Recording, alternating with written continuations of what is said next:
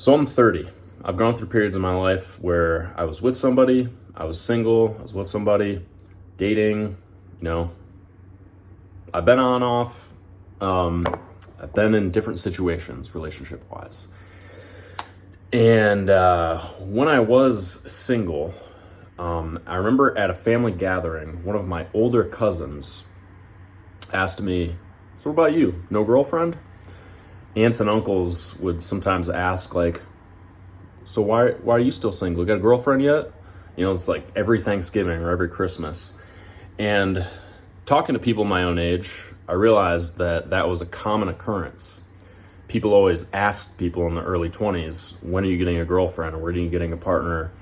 And then if you were hanging out with your friends who were in relationships and they started talking about what they did as a couple, they'd look at you and they'd be like, and they'd get sad. And meanwhile, you're just kind of sitting there like, I'm happy.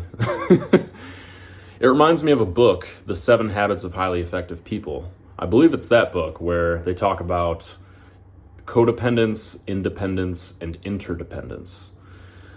Codependence is apparently what most people are. I don't know about today, I would guess so, but back when this book was written, according to research, most people, about 95% of people in relationships were codependent, meaning that if they didn't have their partner, they'd completely fall apart. Their emotional state and their mindset about life was completely reliant on having a partner. They were happy with a partner, they were not happy without one.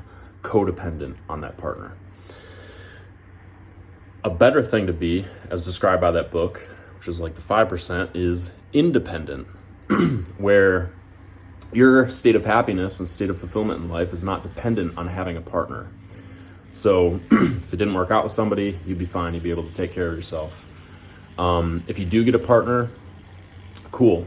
And the interdependence is a place where you have to come where you're already independent. Your emotional state is independent of having a partner or not.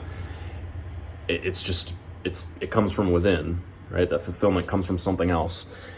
And interdependence is when you add to somebody's life and they add to your life. And that's the best type of relationship, but you have to come from an independent place first. If you're interdependent, you're both fueling each other. Imagine it. You have a woman who's a writer, a man who is a lawyer, and he's very passionate about his job. She's very passionate about her job. Sometimes she offers like, "Hey, do you want me to make you coffee so you have more energy for work?" "Yeah, sure." And then sometimes he offers, "Hey, do you want me to read some of what you're writing and give you a little bit of feedback?" "Yeah, sure." They add to each other's lives even though they're already doing their own thing. They're independent. So that's kind of an example of interdependence. So anyways, I just watched this little reel where somebody was describing this thing where it's like, don't ever say this to a single person. And it was like, don't worry, you'll find somebody. Stop looking and that's when you'll find that person. And it's like this unsolicited advice that people apparently give to single people. And I can tell you that, like I said, when I was in my early 20s and mid 20s, relatives used to say the same things, same exact attitude, where they're just assuming, your whole life is just going for getting a partner, and that's like your whole purpose in life. That to me breeds codependence. In a way, our purpose in life is kind of to find a partner and to procreate and to have a family, right? How else are you going to pass on your genes? So in a way, that is your purpose. But if you're a wise person, you've lived a little bit of life, and you're watching this, you kind of realize that if you do make that your purpose, you come off as desperate, and it's actually harder to even find a partner. Versus if you're not trying, you just meet the right person. And if you're passionate about something, you'll just find that person because they might be passionate about the same thing. They'll have the same values in life, the same thing. You start living your life presenting who you are to that potential partner, and they'll become your partner, and it's easy. So, if you're a little bit wise watching this, you know that it's better to make your purpose something that doesn't revolve around just finding the right partner.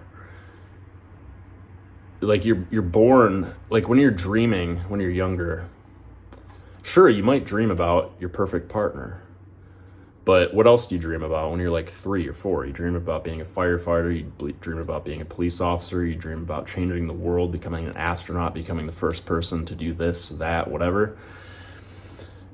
You develop like a purpose in life that that involves you becoming your best self and doing what you want to do with your life, and it just feels right.